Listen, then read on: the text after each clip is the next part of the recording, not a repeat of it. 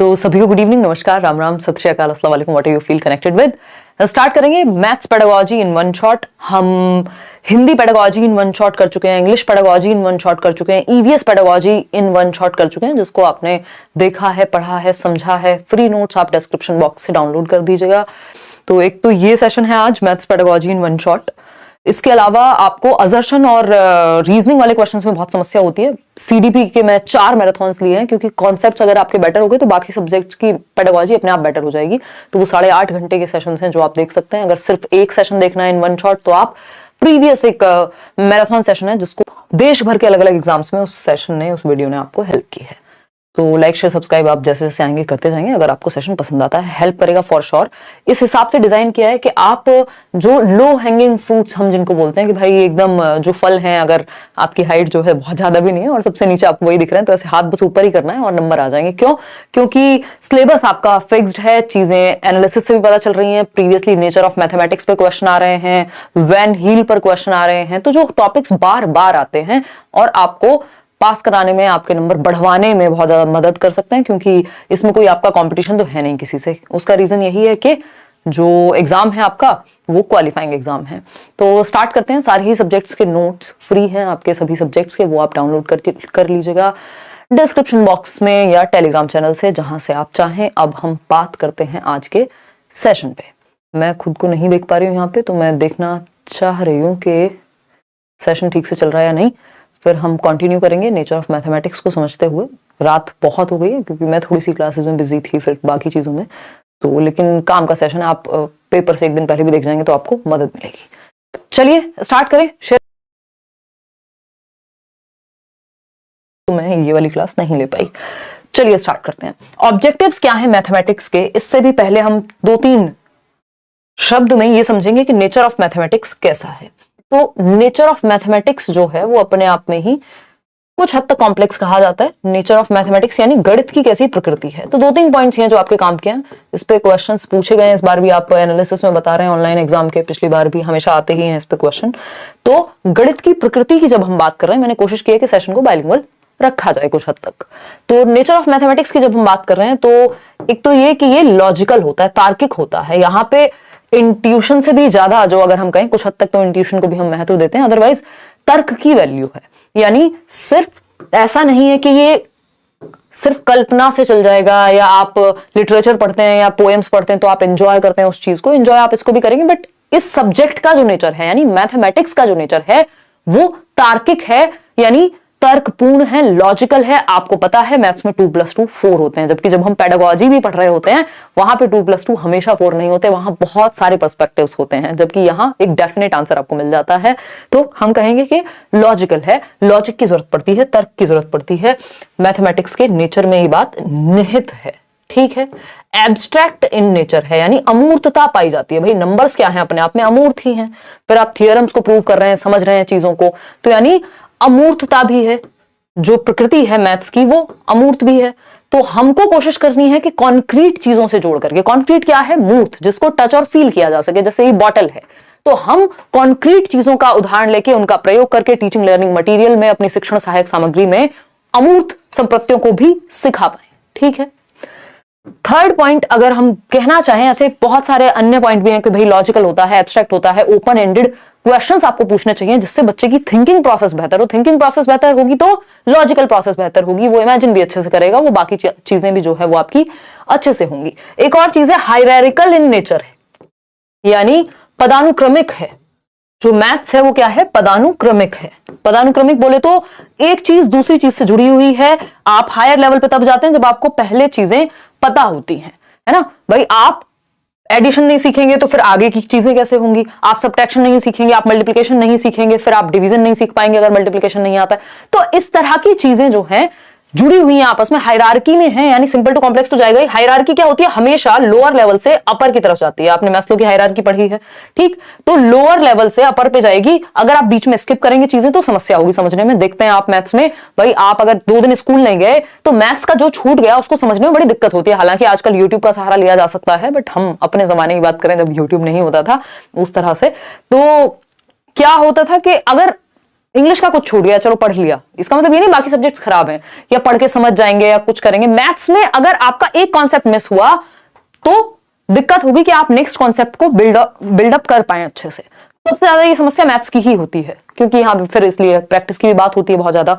तो hierarchical in nature है, यानी पदानुक्रमक है। और एक चीज भी कही जाती है जो एनसीएफ कहता है आपका टॉल शेप ऑफ मैथमेटिक्स, इसमें हम अभी आएंगे। टॉल शेप भी कुछ हद तक इसी बात को जस्टिफाई करता है कि जो स्पाइरल है, यानी चीजें आपस में गुथी हुई हैं, वर्तुलाकार हैं, और अगर एक कॉन्सेप्ट, अगर आपको एडिशन ही नहीं आता, मान लीजिए आपको सब्ट्रैक्शन ही नहीं आता, आपको मल्टीप्लिकेशन नहीं आता, अगर आपको कोई इक्वेशन दे दी जाए सॉल्व करने के लिए, आप कैसे करेंगे उसको सॉल्व? तो नए टॉपिक के लिए पुराना टॉपिक आना जरूरी है। यानी टॉल शेप तभी बिल्ड होगी, जैसे हम एक बिल्डिंग बनाते हैं, जब ये वाली नींव जो है आपकी मजबूत हो, तभी आप नेक्स्ट टॉपिक सीख पाते हैं। स्पाइरल करिकुलम जैसी भी एक चीज होती है जो ब्रूनर कहते हैं। तो हमें ये ध्यान रखना है, ये क्या है? लॉजिकल इन नेचर है, एब्स्ट्रैक्ट है, हायरार्किकल है इन नेचर। ठीक, आगे बढ़े, समझते हैं। अब इसके ऑब्जेक्टिव्स क्या हैं? गणित क्यों पढ़ा रहे हैं हम? उद्देश्य तो होते हैं हर सब्जेक्ट के। तो ऑब्जेक्टिव्स की जब हम बात कर रहे हैं तो टीचिंग मैथमेटिक्स यानी गणित पढ़ाने के क्या उद्देश्य हैं, फटाफट से समझेंगे। ये सेशन थोड़ा सा शॉर्ट और टू द पॉइंट होने वाला है, क्योंकि पेपर में डायरेक्टली आपको हेल्प करेगा। सिंपल बात, ठीक। Mathematisation of the child's thought process, इस बार भी इस पे क्वेश्चन आया, हमेशा आते हैं इस पे क्वेश्चन के एक ऑब्जेक्टिव, एक उद्देश्य क्या है। हम आज भी जो पढ़ रहे हैं इसका उद्देश्य क्या है? आपका पेपर है 9 तारीख को, या जिनके भी आगे आने वाले एग्जाम्स हैं, मैथ्स पेडागोजी पढ़नी है, तो उस पेपर में मदद हो सके, इसलिए हम आज ये पढ़ रहे हैं। तो उद्देश्य क्या है कि सीटेट के एग्जाम के लिए, पेडागोजी जहां पे भी पूछी जाती है उसके लिए हम पढ़ रहे हैं। तो ये एक उद्देश्य हो गया, ठीक। तो उसी तरह से मैथ्स पढ़ाने का भी उद्देश्य है। मैथ्स पढ़ाने का उद्देश्य ये नहीं है कि बस टॉपिक्स आ जाएं, चैप्टर्स पता हो बच्चे को। ये एक कथन है जिसको बहुत बार रिपीट किया जाता है, बताइएगा किसका कथन है, मैंने नोट्स में दिया हुआ है। तो और कहा जाता है कि ये जरूरी है कि बच्चे बहुत ज्यादा गणित सीखने की बजाय उनके थॉट का मैथमेटाइजेशन हो जाए, उनकी थॉट में, उनके विचार में गणितीयकरण हो जाए, वो तार्किक ढंग से सोचना सीख जाएं, समझना सीख जाएं, उनके विचार, उनका दिमाग, उनकी थॉट प्रोसेस, चिंतन प्रक्रिया का गणितीकरण होना जरूरी है, बजाय कि हम क्या करें, बहुत ज्यादा गणित सीख लें। बिल्कुल, अब देखो अलग अलग लोग इस पे अलग अलग बात कर रहे हैं। डेविड व्हीलर का कथन है, ठीक, पॉलिया का नहीं है। पॉलिया ने अभी क्या दिया है, अभी इस बार भी पॉलिया से एक क्वेश्चन आया, अभी मैं नेक्स्ट टॉपिक में कराऊंगी। तो mathematisation of the child's thought process, बच्चे की विचार प्रक्रियाओं का गणितीयकरण।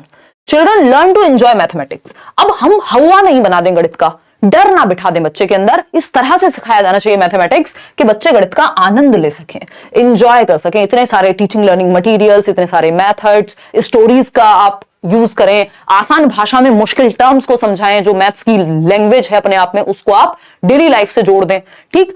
Making mathematics a part of children's life experience, वही बात जो एनसीएफ भी कहता ही है कि बच्चे के जो वास्तविक जीवन है, जिस दुनिया में वो रहता है, आप उससे जोड़िए ना। किताबों में कुछ और पढ़ रहा है, दुनिया में कुछ और है भाई। वो अगर हम देखें तो गणित कहां है, हमारी एवरीडे लाइफ में है, हर जगह पर है। कम्युनिटी रिसोर्स का हमें इस्तेमाल करना चाहिए।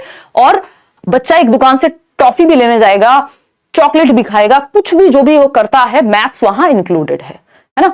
आप उससे कुछ पेन भी ले रहे हैं, उसका कोई खिलौना भी ले रहे हैं, तो वो उसमें भी नंबरों का प्रयोग करता है। तो हमें वास्तविक जीवन से जोड़ना है गणित को, बच्चे के अनुभवों का हिस्सा बना देना है, जो वो लाइफ को एक्सपीरियंस करता है। आप ट्रेवल कर रहे हैं, कोई टिकट खरीदना है, वहां आप मौका दे रहे हैं उसको कि अच्छा बताओ कितने पैसे अब वापस आएंगे, कितने जाएंगे। तो इस तरह की चीजें आप बच्चे के वास्तविक जीवन से जोड़ेंगे। तो ये जरूरी है कि आप गणितीकरण करें बच्चे की विचार का, बच्चे की चिंतन प्रक्रिया का, रेदर कि वो बहुत ज्यादा गणित जानता हो। व्हीलर भी ऐसा कह रहे हैं और ये ऑब्जेक्टिव भी है। उद्देश्य क्या है कि बच्चे का थॉट प्रोसेस लॉजिकल बने, तार्किक बने, वो नंबर्स पे समझ पाए, जोड़ पाए, उनको दिमाग में जोड़ पाए, मतलब मैथ्स से जीवन को, ठीक। और एंजॉय भी करे मैथ्स को पढ़ते हुए, बोरिंग या बहुत डर ना उसके अंदर पैदा हो जाए। To develop logical thinking among the children, again तार्किक विषय है, हमने पहले ही पढ़ लिया। नेचर क्या है इसका, लॉजिकल है, एब्स्ट्रैक्ट है, ठीक, बहुत ज्यादा कॉन्क्रीट नहीं है। वो हम बनाते हैं उसको कॉन्क्रीट चीजों से जोड़ करके। भाई हम 2 की बात करें तो अपने आप में 2 थोड़े ना बहुत ज्यादा कॉन्क्रीट है, लेकिन जब हम कहेंगे 2 सेब यानी 2 एप्पल्स, 2 चॉकलेट्स, तो वो तुरंत मूर्तता धारण कर लेगा, ठीक है ना। कोई दिक्कत परेशानी दर्द समस्या नहीं होगी यहां तक। 5th पॉइंट है children understand the basic structure of, जिनको मैथ्स में बहुत दिक्कत होती है वो भी ये सेशन देखें, बिल्कुल नॉर्मल भाषा का प्रयोग करते हुए हम आपके 10 नंबर तो कम से कम एंश्योर करा देंगे 15 में से। 15 का ही आती है ना पेडागोजी, ठीक, बहुत ज्यादा फेंकने का मतलब आदत भी नहीं है, नेचर भी नहीं है, आने को आ जाए आपके बहुत ज्यादा अगर आप प्रीवियस ईयर या नोट्स वगैरह भी पढ़ लें, बट एटलीस्ट तो children understand the basic structure of mathematics, that is arithmetic, algebra, geometry and trigonometry. यानी बच्चे गणित की मूल संरचना, जो बेसिक स्ट्रक्चर है, कैसे गणित बना है, ज्योमेट्री है, अर्थमेटिक है, एल्जेब्रा बीज गणित है, ज्यामिति है, इन त्रिकोणमिति है, इन सब के बारे में जान पाए। ये भी एक क्या है हमारा कि बेसिक स्ट्रक्चर कैसे क्रिएट होता है मैथमेटिक्स का, ये भी एक ऑब्जेक्टिव है। ठीक है, इतनी बात। हम कह रहे हैं भाई अभी तो हम नेशनल एजुकेशन पॉलिसी की, न्यू एजुकेशन पॉलिसी की बात कर रहे हैं, तो वो कह रहे हैं भाई एटलीस्ट अर्थमेटिक हो गया या बेसिक समझ तो बच्चे को पता हो, रीडिंग राइटिंग अर्थमेटिक, ये तो बेसिक न्यूमरेसी स्किल्स में उसको आए, जोड़ घटाना, जीवन यापन तो वो कर ले, इतना गणित तो जाने। अब जॉर्ज पॉलिया की बात करते हैं, इन्होंने दो प्रकार के एम्स बनाए हैं, यानी उद्देश्य बनाए किस तरह के गणित को सिखाने के स्कूल्स में, एक नैरो और एक हायर। उससे पहले इस बार एक क्वेश्चन आया था जॉर्ज पॉलिया के प्रॉब्लम सॉल्विंग मॉडल से। ये 4 स्टेप्स हैं, अभी हम इनको समझेंगे और फिर एक क्वेश्चन करेंगे किस तरह का क्वेश्चन आया था। ठीक है, तो अगर हम बात कर रहे हैं यहां जॉर्ज पॉलिया की, अकॉर्डिंग टू जॉर्ज पॉलिया क्या कहते हैं, देयर आर 2 एम्स, यानी 2 एम्स हैं, उद्देश्य हैं, गोल्स हैं, टीचिंग मैथमेटिक्स इन स्कूल्स। यानी इन जनरल अगर हम देखें, बहुत ज्यादा भाषा में ना डीप जाते हुए, ये अगर हम समझें कि कितने एम्स हैं, क्या उद्देश्य हैं, क्या ऑब्जेक्टिव्स हैं, दो टाइप के हैं मुख्य रूप से, नैरो एम्स ऑफ मैथमेटिक्स और हायर और broad aims of mathematics. Narrow aims क्या है, बेसिक कैलकुलेशन, जीवन यापन, ये वो। हायर क्या है, थिंकिंग का मैथमेटाइजेशन, रिसर्च करें आप कल को जाके देश के लिए एक रिसोर्स बन पाए। तो संकीर्ण लक्ष्य और हायर या ब्रॉड एम्स, जिनको हम विस्तृत या व्यापक लक्ष्य कहेंगे, इन दोनों को पढ़ेंगे। उससे पहले ये जॉर्ज पॉलिया का प्रॉब्लम सॉल्विंग मेथड पढ़ लेते हैं, जो सिर्फ 4 स्टेप का है, पेपर में एज इट इज आया है। 4 स्टेप्स की अगर हम बात करें, समस्या समाधान का ये एक मॉडल है जिसमें 4 स्टेप्स हैं। ये सिंपल बात है, अंडरस्टैंड द प्रॉब्लम, यानी कभी भी आपके सामने, मान लीजिए बच्चे के सामने आपने समस्या प्रस्तुत की, तो पहले वो समझेगा ना, अंडरस्टैंड द प्रॉब्लम या अवेयर होना प्रॉब्लम के प्रति, पता होना कि समस्या है क्या, उसको समझना। उससे पहले रोना नहीं शुरू कर देना। समस्या क्या है, सिलेबस, मान लीजिए आप तैयारी कर रहे हैं तो आप पहले जानेंगे ना सिलेबस क्या है, एक्चुअली समस्या है क्या, कितना स्कोर करना है, कैसे स्कोर करना है, वो सब बाद की बात आएगी। तो अंडरस्टैंड द प्रॉब्लम यानी समस्या को समझना। हिंदी वाले चाहें तो लिख सकते हैं समस्या को समझना। ठीक है बात। फिर अगर हम बात करें मेक अ प्लान, फिर आप एक प्लान बनाते हैं, पहले समस्या समझते हैं, फिर प्लान बनाया जाता है ना, एक प्लान, एक योजना तैयार की जाएगी। फिर आता है कैरी आउट द प्लान, या इसको डिवाइस द प्लान। पहले हो गया आपका मेक अ प्लान में, अब आप apply the plan, carry out कर रहे हैं, उस प्लान को सच में प्रयोग कर रहे हैं। ठीक है ना, आपने देखा होगा अलग अलग मूवीज में प्रॉब्लम सॉल्विंग के लिए, है ना, वो धूम, कौन सी धूम 2, 3 और वॉट एवर, है ना, वो ऋतिक रोशन को हीरा चोरी करना था।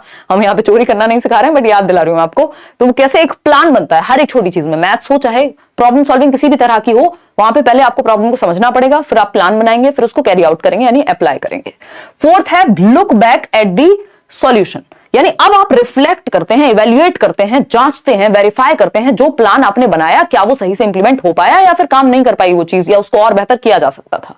तो ये 4 स्टेप्स हैं। मैंने इनका एक शॉर्टकट भी बताया था, आपको याद होगा, मैथ्स पेडागोजी के शायद 2 सेशन मैंने डिस्कस किए थे ना।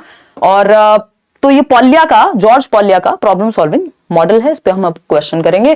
क्या था इसमें, यूडीपीएल, आई थिंक मैंने आपको नाम दिया था। यूडीपीएल क्या है, ये 4 स्टेप्स अगर हम जॉर्ज पॉलिया की बात करें कि understanding the problem, device a plan या मेक अ प्लान, फिर आप इंप्लीमेंट करते हैं, कैरी आउट करते हैं प्लान को, और लास्ट में है आप लुक बैक करेंगे या रिफ्लेक्ट करेंगे, क्या सही प्लान बना, क्या सही से इंप्लीमेंट हुआ, क्या इसमें चेंज कर सकते थे, वेरीफाई करते हैं या जज करते हैं बाद में जाकर के लास्ट में। तो ये 4 स्टेप्स हैं, यूडीपीएल से आप याद रख सकते हैं। अब आपके सामने मान लीजिए एक क्वेश्चन आता है, और क्वेश्चन क्या कहता है, ऑनलाइन एग्जाम का ही क्वेश्चन है। ये कहता है which of the following is the correct order according to Polya's problem solving model.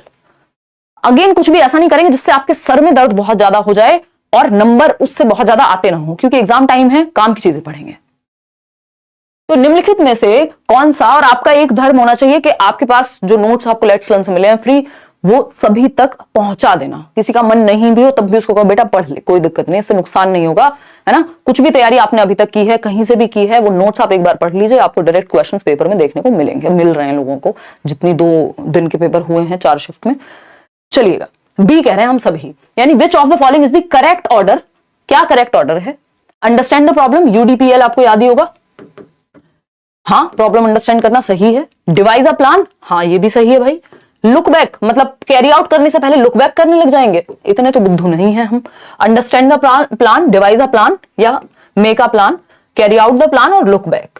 आप रिफ्लेक्ट या वेरीफाई या इवेल्युएट लास्ट में करते हैं, पहले तो आप देखेंगे ना। तो B option is the right answer.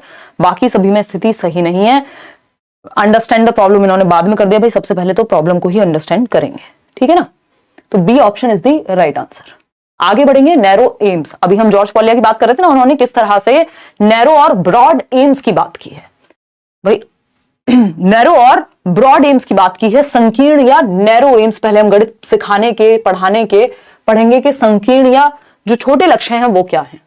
तो पहला पॉइंट है, these aims emphasise on turning out employable adults, यानी भैया नौकरी पेशा वाले बन जाएं, अपना जीवन यापन कर लें। पहला तो इनका एक ये उद्देश्य है। Who can contribute to social and economic development, इस देश के सामाजिक और आर्थिक विकास में जो सहायता प्रदान कर सके, ऐसे नागरिक हम तैयार कर पाए।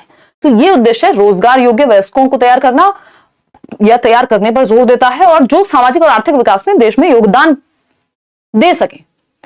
कि भाई अगर पहले रोटी नहीं है तो रोटी के बारे में सोचोगे ना, बाद में रिसर्च के बारे में सोचोगे। रोटी नहीं है और रिसर्च के बारे में भी सोच रहे हैं तो या तो आप एक्सेप्शन है ना।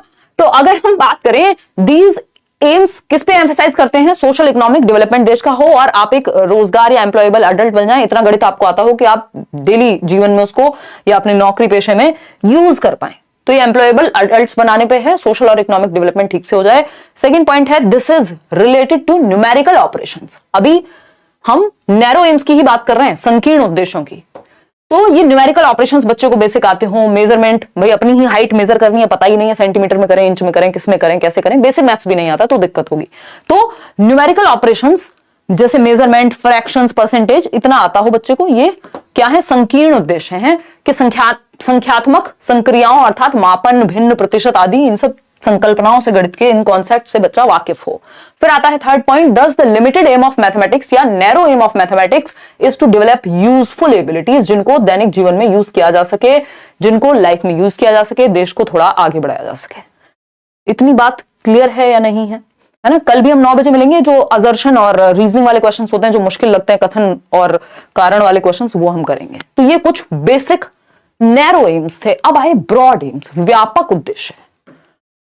व्यापक उद्देश्य क्या कहते हैं, थिंक मैथमेटिकली, यानी गणितीय चिंतन, आप सोच पाए। अब तो आप थियरम भी लिख देंगे खुद से, अपना भी एक आपकी एक किताब आ सकती है। हैव लॉजिकल डिस्कशन, यानी जब आप चर्चा करें तो तार्किक चर्चा होनी चाहिए, सिर्फ गणित में ही नहीं, इन जनरल भी। तो ये गणित से आ रहा है, लेकिन ये जो एबिलिटी है आप में, गणित को सीखने से, समझने से आ रही है। तो आपका थिंकिंग प्रोसेस मैथमेटाइज हो जाए। मैथमेटाइज हो जाए मतलब लॉजिकल हो, एब्स्ट्रैक्ट हो, हायरार्किकल हो, मतलब जिसमें कुछ वजन आए, लॉजिकल डिस्कशन आप रख पाए, ठीक बात है। ये क्या है, ब्रॉड एम है। जैसे अगर हम शिक्षा की भी बात करें तो शिक्षा के भी नैरो एम्स में हम देख लेते हैं कि यार नौकरी लग जाए, ये हो जाए, है ना। हालांकि हम में से बहुत सारे लोग सिर्फ उस तक सीमित भी रह जाते हैं, जबकि ब्रॉड एम्स क्या है भाई, हमारे अंदर की जो यूनिकनेस है, जो हमारा होलिस्टिक डेवलपमेंट है, वो बाहर निकल के आए, जिस चीज के लिए हम बने हैं वहां तक पहुंच पाए। फाइंड लॉजिकल कंक्लूजन्स, यानी निष्कर्ष जो है, जो बिलीफ्स है, हमारे विश्वास हैं, हमने सुना है ऐसा होता है, ये होता है, वो होता है, उसके लिए हम तार्किक मनन कर पाए, तार्किक मतों तक पहुंच पाए। सिर्फ मान ना ले कि बिल्ली रास्ता काट गई तो हाँ ऐसा ही होगा। तो जो हमारे बिलीफ्स हैं, जो हम मानते आ रहे हैं, जो हमारे विश्वास है, उनका लॉजिकल कंक्लूजन निकाल पाए। इसके लिए गणित में आप देखते हैं थियरम प्रूव कर रहे हैं, ये कर रहे हैं, वो कर रहे हैं, तो पहुंच रहे हैं आप। आपने देखा होगा मैथ्स में आंसर को वेरीफाई करने के भी 2-3 तरीके होते हैं, आप खुद ही जांच सकते हैं कि आंसर सही आया है कि गलत। तो आप कंक्लूजन तक पहुंच पा रहे हैं, जस्ट विश्वास पे नहीं है। अंडरस्टैंड एब्स्ट्रैक्टनेस, यानी अमूर्तता को समझना। यही हम बात कर रहे थे ना, नेचर कैसा है, अमूर्त है। नंबर्स की दुनिया में आप समझ पा रहे हैं चीजों को, एब्स्ट्रैक्टली आप समझ पा रहे हैं।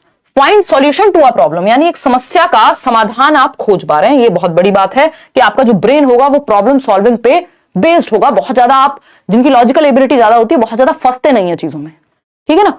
तो find solution to a problem, एक समस्या का समाधान कैसे ढूंढेंगे, लॉजिक के थ्रू। प्रॉब्लम सॉल्विंग बेटर हो गई आपकी। अब एनसीएफ की अगर माने तो प्राइमरी लेवल पे मुख्यतः, वैसे ये सभी लेवल्स पे काम आते हैं। मैंने और भी कई सारे एम्स हैं इसमें जो एनसीएफ के अकॉर्डिंग है, जो आपके नोट्स में मैंने डलवाए हुए हैं। हिंदी इंग्लिश दोनों में ही नोट्स आपको मिल चुके हैं, मैथ्स पेडागोजी के भी, है ना, और फ्री नोट्स है वो अगेन। अगर हम बात करें एनसीएफ 2005 की, तो पहला उद्देश्य क्या है, ensuring numeracy in all children. Ensuring numeracy in all children is an important aspect of universalization of elementary education, UEE. जो पुरानी पॉलिसीज हमारी कहती हैं कि यार एलिमेंट्री एजुकेशन जो है यूनिवर्सल हो, हर बच्चे को हम एक लेवल की शिक्षा तो दे पाए, तो संख्यात्मकता सुनिश्चित करना, बेसिक मैथमेटिक्स की कैलकुलेशन, जोड़ना घटाना भाग गुणा, जो बेसिक कॉन्सेप्ट हैं, नंबर स्किल्स है, अर्थमेटिक है, जोड़ना, ये सारी जो चीजें हैं जो डेली लाइफ में यूज होती हैं चीजें, तो उतनी बेसिक न्यूमरेसी बच्चे को पता हो। आगे बढ़ेंगे। At this level progression should be from concrete to abstract. बच्चा कितने साल का होता है प्राइमरी लेवल पे? 6 से 11 वर्ष का। और अगर elementary 6th to 8th class की बात करें, भाई ये 6 से 11 का होता है, कक्षा 1 से 5 तक, ठीक है ना। 6 साल का बच्चा जाता है फर्स्ट क्लास में, ये बात हम बहुत पहले से जानते हैं, कुछ इसमें नया नहीं है, ठीक। अगर हम बात कर रहे हैं 11 से फिर हम 14 साल तक की, तो वो 6th to 8th क्लास है, और आपका 6 से 14 तक ही हम फ्री एंड कंपलसरी एजुकेशन की बात करते हैं आरटीई में। एट दिस लेवल प्रोग्रेशन कैसे पढ़ाना चाहिए हमें? कॉन्क्रीट टू एब्स्ट्रैक्ट, क्योंकि बच्चे की ये कौन सी उम्र है? पियाजे को याद कीजिए, 7 से 11 वर्ष में ये वो उम्र है जब लॉजिकल एबिलिटी उसके अंदर आती है, कॉन्क्रीट ऑपरेशनल स्टेज है, यानी वो मूर्त चीजों के बारे में। इस पेन के बारे में सिर्फ मैं वर्बली ना समझा दूं, दिखा दूं तो और मजा आ जाएगा बच्चे को, यानी मूर्त चीजें। अगर उसको आपको ट्राइंगल आप सच में दिखा देंगे एक 3D ऑब्जेक्ट में, या एक पिक्चर दिखा देंगे और फिर उसकी प्रॉपर्टीज के बारे में बात करेंगे, तो बच्चा ज्यादा अच्छे से समझ पाएगा, यानी मूर्त से अमूर्त की ओर जाएंगे। थर्ड पॉइंट क्या है, फटाफट से बताएंगे। थर्ड पॉइंट क्या है? हेलो दी, please check online papers of 2021 December by doing your classes Hindi English math pedagogy, we can solve. अच्छा, और थोड़ी सी मेहनत करोगे अगर साहिल, तो आप देख पाएंगे। मैंने प्रीवियस कराया तो हुआ है, कर तो रहे हैं, और कर लेंगे, डोंट वरी। समझ नहीं पा रही हूं आपकी बात, कैसे कहना चाह रहे हो? मतलब 15 में से 7 8 कैसे सॉल्व कर पा रहे हो? थोड़ा सा और बताओ समस्या। अगर हम बात कर रहे हैं यहां पे, encourage non number areas like shapes, special understanding, patterns, measurement and data handling, यानी नॉन नंबर एरियाज, शेप्स को समझ पाए बच्चा, स्पेशल अंडरस्टैंडिंग मतलब जो आकृतियां हैं, जैसे ये बॉटल भी है तो ये कैसे बनी है, क्या शेप यूज हुई है, इन सब पे स्पेशल थिंकिंग भी वो कर पाए, यानी वो इन रिलेशन टू स्पेस और आपकी शेप्स को भी वो समझ पाए, जिसको हम कुछ हद तक ज्योमेट्री की तरफ ले जाते हैं, ठीक है ना।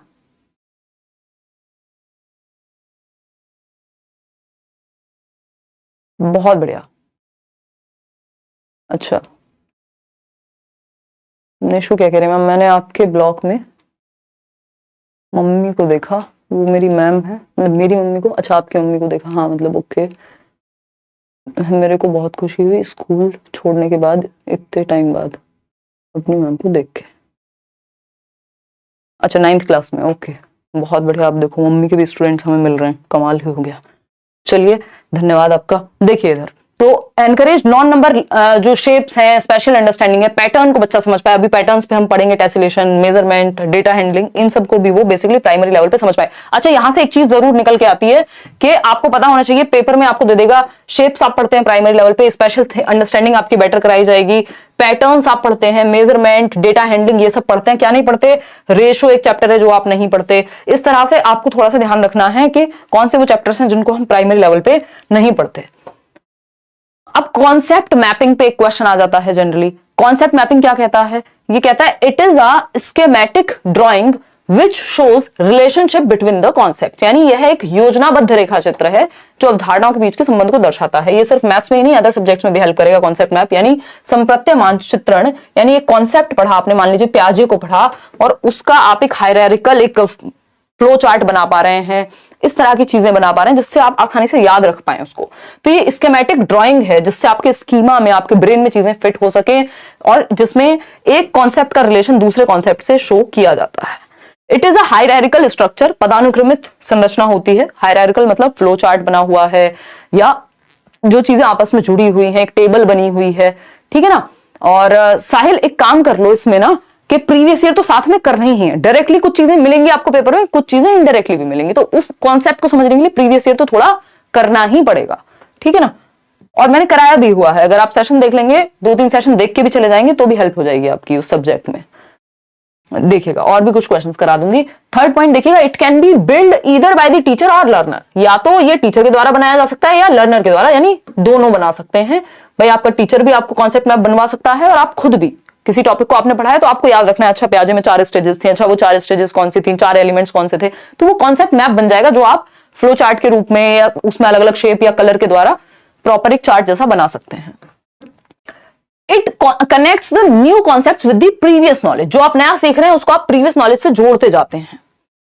It is a method which makes learning successful. Of course ये कॉम्प्रिहेंशन आपका यानी आपकी समझ जो है वो बेहतर होती है और लर्निंग आपकी ठीक से हो पाती है। अगर आप इसको देखना चाहें तो ये ऐसा दिखता है कुछ। अगर हम कॉन्सेप्ट मैप की बात करें तो हम क्या है, ट्राइंगल के बारे में जान रहे हैं मान लीजिए, तो अब ट्राइंगल को सिखाने के लिए हमने क्या किया, एक कॉन्सेप्ट मैप बनाया। एक तरफ मान लीजिए उसकी डेफिनेशन लिख ली या अपने शब्दों में उसकी डेफिनेशन लिख ली, मान लेते हैं डेफिनेशन भी नहीं लिखी, जस्ट एक रिलेशन बना लिया। एग्जाम्पल क्या है ट्राइंगल का, ये एक एग्जाम्पल है, ठीक, ये भी एक एग्जाम्पल है। एक नॉन एग्जाम्पल लिया, नॉन एग्जाम्पल पता ना, एग्जाम्पल्स और नॉन एग्जाम्पल्स दोनों ही जरूरी हैं अच्छे से समझने के लिए। आपके सीडीपी में भी क्वेश्चन आता है। नॉन एग्जाम्पल मतलब जो इनडायरेक्टली ये समझा सके हमें कि भाई ट्राइंगल, हमें सर्कल देख के ये पता चल गया कि ये ट्राइंगल तो नहीं होता। जैसे हम बात करते हैं जब हम बर्ड्स की बात कर रहे हैं और हम डॉग का एग्जाम्पल ले तो वो नॉन एग्जाम्पल हो गया कि बर्ड्स कौन से नहीं होते, वो हमें नॉन एग्जाम्पल से समझ आ गया। तो ये क्या हुआ, एक फ्लो चार्ट हमने बना लिया या हमने कॉन्सेप्ट मैप बना लिया, यानी इस कॉन्सेप्ट से जुड़ी हुई बातें इस चार्ट में रख ली हमने कि डेफिनेशन क्या होती है एग्जैक्टली, फिर मेरे शब्दों में क्या है, इसके कितने एग्जाम्पल हो सकते हैं, राइट एंगल कौन सा है या इक्विलेटरल कौन सा है। तो वो आपने क्या किया, एक फ्लो चार्ट में कॉन्सेप्ट मैप में बना लिया जिससे चीजें याद रहे। जैसे एक और ये आपका कॉन्सेप्ट मैप है शेप्स के बारे में कि 3D शेप्स कौन सी होती हैं, तो आपने यहाँ पे क्यूबॉइड बना लिया, इधर आपने क्यूब बना लिया, है ना। या फिर अगर हम बात कर रहे हैं आपकी सिलेंड्रिकल शेप, तो सिलेंडर के साथ आपने एक शेप भी बना ली, ठीक। अगर हम 2D शेप्स की बात कर रहे हैं तो यहाँ पे 3 साइड्स होती हैं ट्राइंगल की, ये होता है। तो ये प्रॉपर्टीज आपने फ्लो चार्ट या हम कहें concept map basically inter related होता है सारे टॉपिक्स से। आपकी चीजें हायरार्किकल हैं, इजी टू डिफिकल्ट वे में बनाई हैं चीजें आपने। आगे बढ़ते हैं, समझते हैं कहानी है क्या। एक क्वेश्चन इस पे देख लेते हैं। क्वेश्चन है आपका, देखिएगा क्वेश्चन है आपका बहुत बढ़िया, okay, online course about KVS please tell me, कोई तो कह रहा है। उस पे आएंगे यार अभी, है ना, उस पे आएंगे क्या, करियर ऐप डाउनलोड कर लीजिए आप और वहां टीचिंग सेक्शन में आपको जाना पड़ेगा। अतः एडमिशन ऑलरेडी है, आप ले सकते हैं, मेहनत दबा के चल रही है, सारे टीचर्स कर रहे हैं, दिन में 7-7 क्लासेस हो रही हैं आपकी, मैं भी जुड़ी हुई हूँ साथ में।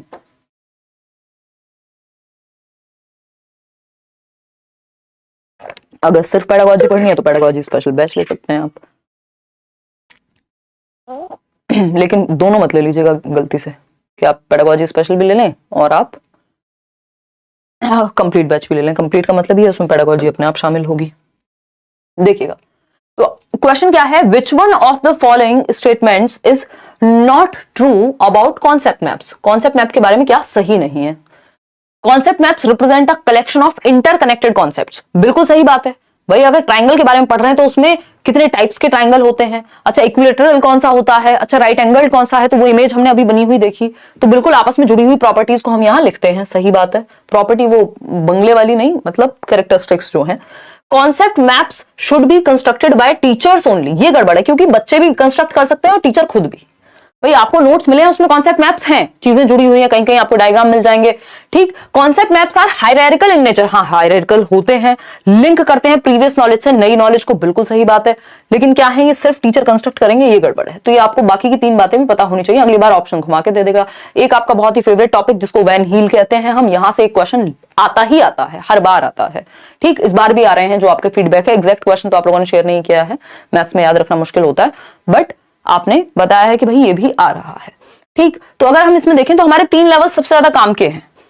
इन्होंने बेसिकली ज्योमेट्रिकल थिंकिंग के लिए हम किस तरह से लेवल्स इन्होंने डिवाइड कर दिए। तो 0 जिसको हम लेवल कहते हैं, या मतलब फर्स्ट हम अपने दिमाग में रख सकते हैं, बट ये 0 लेवल है। विजुअलाइजेशन, फिर एनालिसिस, इनफॉर्मल डिडक्शन जिसे एब्स्ट्रैक्शन भी कहते हैं, अमूर्तता, फिर डिडक्शन और राइगर। इस पे क्वेश्चंस जनरली तो देखने को नहीं मिलते हैं, हद से हद डिडक्शन नहीं, तो ये शुरू के जो 3 हैं आपके, ये ज्यादा महत्वपूर्ण है। आपके प्राइमरी लेवल पे तो क्वेश्चंस यहीं सिमट जाते हैं, ठीक है ना। इतनी बात समझे आप क्या कहानी है, एक एक करके समझते हैं। ये हमने देखा, ये पीडीएफ भी आपको मिल जाएगी, डोंट वरी। अगर हम बात कर रहे हैं यहां पे, अगर हम बात कर रहे हैं शेप्स की, विजुअलाइजेशन सबसे पहले यही होता है कि आप विजुअलाइज कर पाते हैं देख करके। आपने सर्कल देखा, आपने ओवल देखा, आपके लिए सर्कल भी सेम है, आपके लिए ओवल भी सेम है ना। बस शेप का आपको अंतर पता होता है कि अच्छा ये डिफरेंट शेप है, ये डिफरेंट शेप है, बट बहुत ज्यादा आपको प्रॉपर्टी नहीं पता। बच्चे की बात हो रही है सबसे पहले विजुअलाइजेशन, यानी वो विजुअलाइज करता है, देखने के बेसिस पे जो चीजें उसको दिख रही होती हैं उस हिसाब से, उसको प्रॉपर्टीज का नहीं पता होता कि भाई जो आपका जिसको हम स्क्वायर कह रहे हैं यानी वर्ग कह रहे हैं, उसकी चारों जो है साइड्स वो इक्वल होती है, इतना उसे नहीं पता। बस वो एक शेप के आधार पे उसको पता है ये पेन अलग शेप का है, ये बॉटल अलग शेप की है, बस उसको इतना समझ में आता है, विजुअलाइज करके नजर मार के देख करके उसको इतना समझ में आता है। ये सिलेंड्रिकल है, ये नहीं है, क्या है उसको नहीं पता। ठीक, फिर है एनालिसिस। अब एनालिसिस के लेवल पे अब वो क्लासेस में यानी विभाजित करना शुरू कर देता है कि जिसकी कैरेक्टरिस्टिक्स अलग हैं। भाई अगर सर्कल है तो ये एक तरह की चीजें एक साथ आएंगी, ये एक साथ आएंगे, ये सिमिलैरिटी है इनमें, तो वो क्लासेस में विभाजित यहां करना शुरू कर देगा कि भैया ये सर्कल है, ये है, ये वो है, बेसिक उसको पता होगा। ठीक, वो क्लासेस में यानी कैटेगराइज कर सकता है। फिर आता है इनफॉर्मल डिडक्शन, यानी उसको थोड़ी प्रॉपर्टीज का आइडिया हो जाता है। अगर जब हम बात करें कि वो इनफॉर्मल डिडक्शन प्रॉपर्टीज का आइडिया हो जाएगा तो वो एनालाइज तो कर पाएगा। एनालिसिस का मतलब ये है कि शेप के आधार पे एनालाइज कर पाए वो। ठीक, इनफॉर्मल डिडक्शन में होता है कि अब इन शेप्स में रिलेशन क्या है, किसकी 4 साइड इक्वल होती हैं, किसकी 2 साइड इक्वल होती हैं, किसकी कोई भी नहीं साइड इक्वल होती। ये हो गया इनफॉर्मल डिडक्शन, यानी एब्स्ट्रैक्टनेस कहते हैं इसको। इस तरह से भी आप देख सकते हैं। ये हिंदी वाले नोट्स मिले हुए हैं बट ये मैंने इंग्लिश में प्रेफर किया है। ज्यादातर जो लर्नर्स हैं वो अपने इंग्लिश मीडियम वाले ही हैं, ये डिस्क्रिप्शन बॉक्स में मिल जाएंगी। और फिर भी कोशिश रहती है कि चीजें बाइलिंगुअल लेके चले जाए। हिंदी वाले फिर भी अंग्रेजी थोड़ी समझ लेते हैं, अंग्रेजी वालों के सर में दर्द हो जाता है बहुत ज्यादा हिंदी देख के। देखिएगा विजुअल की अगर हम बात करें, जिसको विजुअलाइजेशन 0 लेवल कह रहे हैं, कहीं पे आपको लेवल 1 मिल जाएगा, कहीं पे 0। तो विजुअलाइजेशन क्या है, बच्चा डिस्क्राइब कर पाएगा शेप्स को जैसी वो दिखती है उसके बेसिस पे। ठीक, कि एक बड़ा सा गोल एक कुछ था, ऐसा वो बता रहा है, किसी कार्टून में देखा उसने। अब उसको नहीं पता वो ओवल शेप थी कि वो सर्कल था, बस उसको आइडिया है शेप का आधार पे। एनालिसिस में क्या है, अब उसको थोड़ा प्रॉपर्टीज का आइडिया है कि भैया ये सर्कल है, ये ओवल है ना, ये ट्रायंगल है, या फिर अगर हम बात कर रहे हैं ये स्क्वायर है, तो शेप्स का उसको आइडिया रहता है। प्रॉपर्टीज का बेसिक जो नॉलेज है वो एनालिसिस के लेवल पे उसके दिमाग में आ जाती है। एब्स्ट्रैक्टनेस में वो इस प्रॉपर्टी में क्या रिलेशन है, इसमें क्या अंतर है, ये सब समझ पाएगा। एब्स्ट्रैक्टनेस पे क्या कर पाएगा, रिकॉग्नाइज कर पाएगा कि प्रॉपर्टीज का जो प्रॉपर्टीज हैं अलग अलग शेप की, उनके बीच में क्या रिलेशनशिप है और कैसे उनको लॉजिकली उन शेप्स से जोड़ना है उन प्रॉपर्टीज को, या प्रॉपर्टीज के आधार पे चीजें अलग होती हैं, ये वो समझ पाएगा एब्स्ट्रैक्टनेस पे। डिडक्शन हमारे इतने कुछ काम का है नहीं, बट यहां पे लॉजिकल रीजनिंग आ जाती है जिससे वो थ्योरम को प्रूव कर पाता है। डिडक्शन का मतलब ही है कि आप एक नियम को ढूंढ पा रहे हैं, नियम से आगे बढ़ रहे हैं। राइगर हमारे काम का नहीं है। अब समझते हैं फटाफट से, एक क्वेश्चन है, बहुत ज्यादा मुश्किल नहीं है, आसान सा क्वेश्चन है, रिपीट हुआ है, हो सकता है। देखिएगा, According to Van Heel, at which level of geometric thinking can children assess the properties of a collection of shapes together? यानी assess the properties।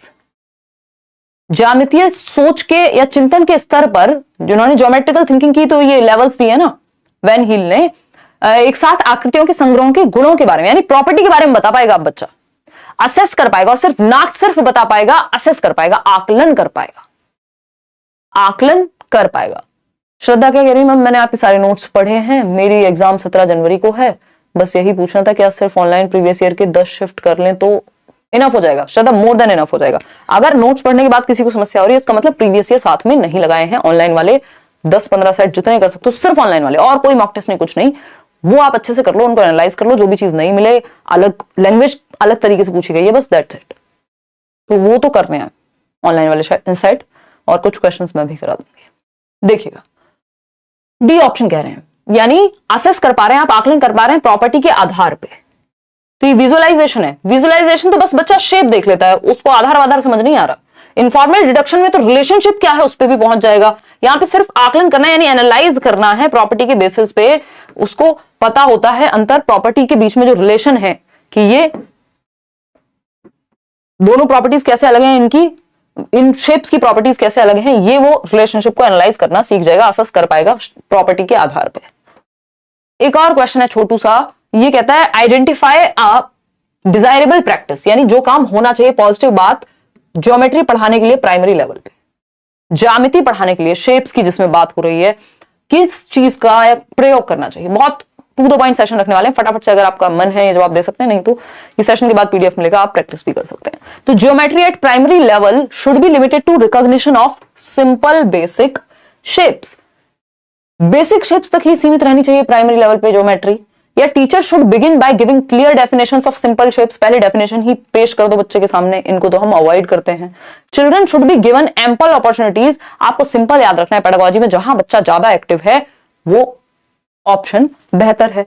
Children should be given ample opportunities to develop an intuitive understanding of space, यानी वो जो space है, shape है, इन सब के बीच के लिए उसको एक सहज मौका मिलना चाहिए, ऐसी अपॉर्चुनिटीज, ऐसे अवसर मिलने चाहिए ताकि इन सब के बारे में वो सहजता से बता सके कि अच्छा मेरे घर में ये वाली मैंने एक बॉटल देखी थी, उसकी शेप भी ऐसी ही थी मैम, अच्छा वो भी फिर इसी एक प्रकार में आएगी, अच्छा वो सिलेंड्रिकल रही होगी।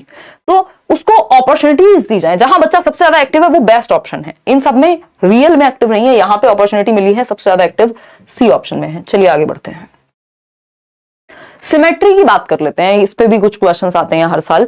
सिमेट्री की अगर हम बात करें, इसको सममिति कह देते हैं। सिमेट्री क्या है? The quality of being made up of exactly similar parts facing each other और अराउंड एन एक्सिस, यानी एक एक्स एक्सिस और वाई एक्सिस पता ही है आपको, एक्सिस के अराउंड बिल्कुल अगर दो पार्ट में कट कर दें किसी चीज को तो एकदम सेम निकले, है ना। जैसे ये फोन तो नहीं दिख रहा मुझे सिमेट्रिकल, बट कोई और चीज शायद आपको नजर आ रही होगी, ये पेन ही है मान लीजिए, तो इसको अगर बीच से कट किया जाए तो सिमेट्रिकल है, दोनों साइड बिल्कुल एक जैसी दिखेंगी, ठीक है। तो अगर हम बात करें एक अक्ष के चारों ओर बिल्कुल समान भागों से बने होने का गुण, the quality of being made up of exactly similar parts, अगर दो पार्ट में डिवाइड करना पड़े तो एकदम, जैसे मान लेते हैं ये सर्कल ही है, मतलब मैंने तो बहुत गंदा बनाया है, सिमेट्रिकल नहीं बन पाया, बट कोई बीच से अगर कट करें तो दोनों एक्सिस पे हम देखें, सामने से भी अगर हम देखें, बंद भी कर दें अगर इसको, पेपर आपने बचपन में बहुत क्या होगा, फोल्ड कर करके उसको बिल्कुल बीचों बीच से हम फाड़ते थे, और या फिर उसका कुछ बना रहे हैं मान लीजिए,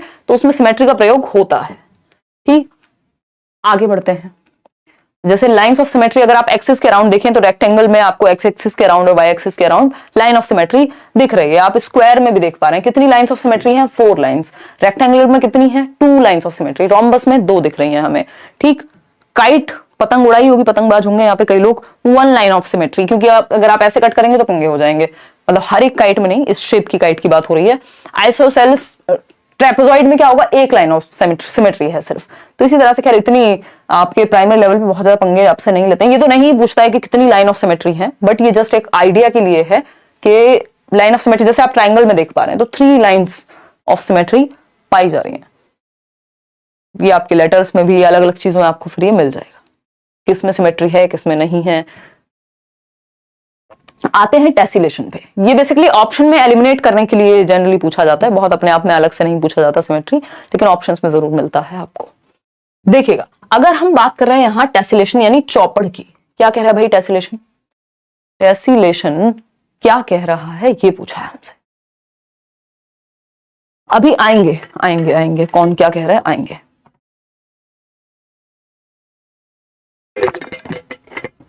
बहुत बड़ा सेशन नहीं है, बिल्कुल जो बहुत जरूरी चीजें हैं बार बार रिपीट होती हैं उन्हीं चीजों को हम डिस्कस कर रहे हैं।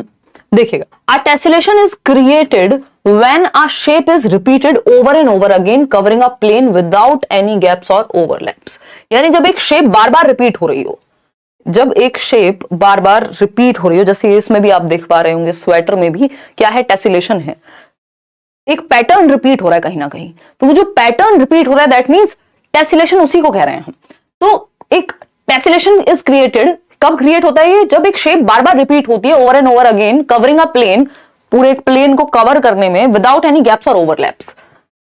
यानी एक दूसरे के ऊपर चढ़े हुए नहीं है, ये ओवरलैप नहीं कर रहे, बस इस प्लेन को क्या किया हुआ है, कवर किया हुआ है। सेम शेप्स रिपीट हो रही हैं, आपने अपने घर की टाइल्स में देखा होगा, किसी होटल में देखा होगा, स्कूल में देखा होगा, तो सेम पैटर्न बार बार रिपीट होता है, उस स्पेस को कवर करता है, उसी को हम टेसिलेशन कहते हैं। हिंदी में भी आप इसको ऐसे ही याद रख सकते हैं, टेसिलेशन। चौपड़ भी बोल देते हैं इसको, कई लोग चौपाई बोल देंगे।